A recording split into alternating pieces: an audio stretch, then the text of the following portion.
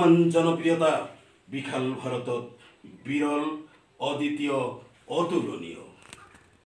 Primary স্কুলৰ এক প্ৰধান শিক্ষক পঞ্চমুখ আজি আমাৰ মুখ্যমন্ত্ৰী মাননীয় হিমন্ত বিশ্ব শৰ্মা ডাঙৰীয়াৰ কিছু বক্তব্য তেওঁৰ মুখেৰ পৰা শুনো। তেওঁৰ অংগী ভংগীত কোৱা কিছু দৃশ্য আজি আপোনালোকৰ মাজত আগবঢ়াইছোঁ। তৌমিজুদ্দিন আহমেদৰ সুধা কণ্ঠৰ এক ভাষণ আজি আপোনালোকৰ মাজত আগবঢ়াইছোঁ। বীৰ পুত্ৰৰ জন্মদাত্ৰী অসম মাতৃৰ দুখ দুৰ্গতি হিংসা নিন্দা হত্যা ধৰ্ষণ লুণ্ঠন আদি কলুষ কালিমাবোৰ নিমিষতে নিপাত কৰি এখনি সুস্থ সবল নিকা অসম গঢ়িবলৈ সক্ষম হ'ল।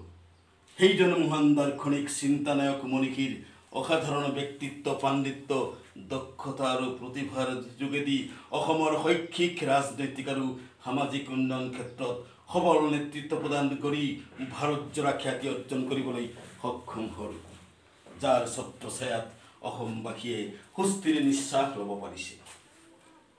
সেইজন নেতাই হ'ল অসমৰ পঞ্চদশ মুখ্যমন্ত্ৰী ডক্টৰ হিমন্ত বিশ্ব শৰ্মা।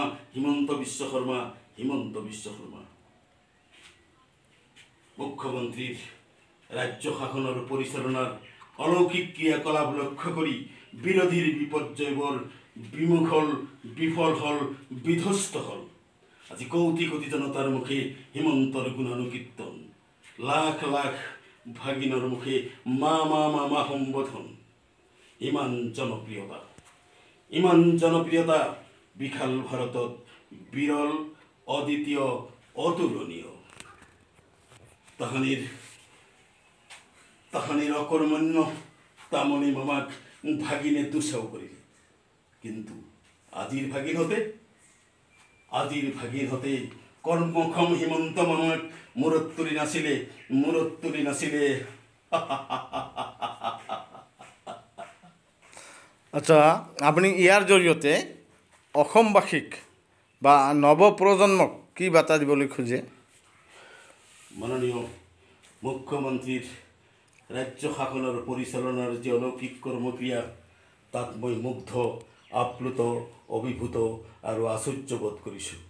আমি অসমবাসীয়ে যদি পুনৰাই এইজন মুখ্যমন্ত্ৰীকে মুখ্যমন্ত্ৰী পদত অধিষ্ঠিত কৰিব পৰা গ'লহেঁতেন, তেতিয়াহ'লে নিশ্চয় আমাৰ অসমখন ভূস্বৰ্গত পৰিণত হ'লহেঁতেন।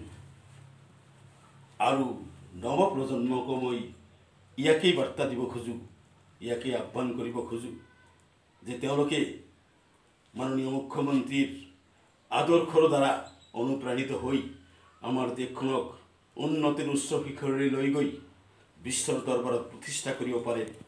এই কামনাৰে মই তৌমিজুদ্দিন আহমেদ, জিয়াগুৰি, শিমলুতলা, গোৱালপাৰা।